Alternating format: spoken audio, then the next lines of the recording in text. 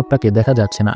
এর মানে সে হয়তো সরে গেছে। কিন্তু হঠাৎ ওয়াকিটকিতে চিৎকারের শব্দ শোনা যায়। অ্যালিসার বন্ধুর আতঙ্কিত চিৎকার। সবাই বুঝে যায় দানবটা এখন তার পিছু নিয়েছে।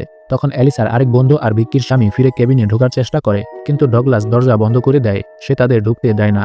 ভিক্কি রেগে গিয়ে দরজা খুলতে যায়, কিন্তু ডগলাস তাকে থামিয়ে দেয়। তখন অ্যালিসা ওয়াকিটকিতে বলে কিচেনের দরজাটা খোলা আছে, ওই দিক দিয়ে ঢুকে পড়ো। তারা দুজন কিচেনের দরজা দিয়ে কেবিনে ঢুকে যায়।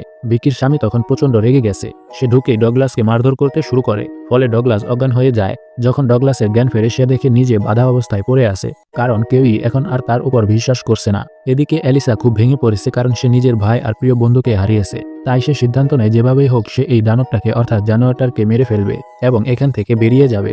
অন্যদিকে অ্যালিসার এক বন্ধু ভয়ে কাঁপছে, কারণ সে আজ মৃত্যুর মুখ থেকে ফিরে এসেছে।